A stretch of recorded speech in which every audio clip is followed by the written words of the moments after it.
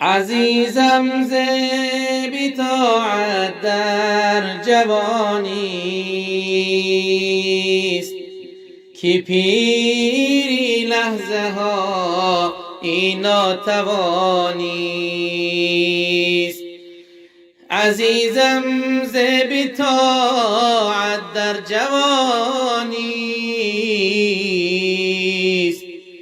که پیری لحظه ها این ناتوانیست. مگو سازم عبادت وقتی پیری، یقین دان که به حسرت ها بمیری. عزیزم این جوانی چون بهار است، غنیمت دان خزانش در کنار است. رسد روز تو را قامت شود خم، نماند زینت و قوت شود کم. پشیمان می شوی از این جوانی،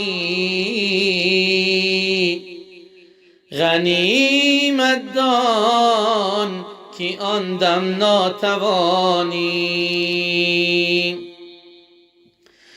عزیزم قدر جان را بیشتر دان، رضای حق ز شیطان پیشتر دان. جوانی را به شیطان داده ای تو، نمیدانی مسلمان زاده ای تو. کجا هست ناموسی اسلام و دینت، اگر شیطان پرستی هست یقینت.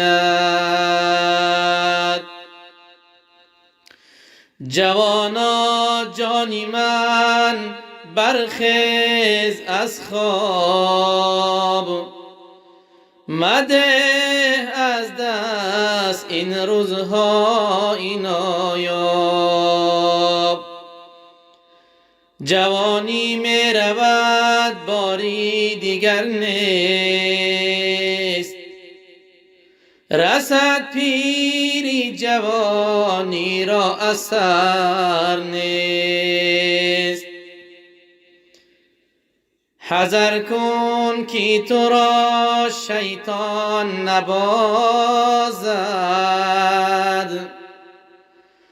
به صاحبت تو را دشمن مسازد. حذر کن که تو را شیطان نبازد، به صاحبت تو را دشمن نسازد.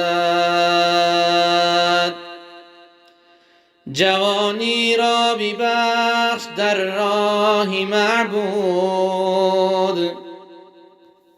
که تا بخشد جوانی عاقبت سود. جوانی را ببخش در راه معبود، که تا بخشد جوانی عاقبت سود.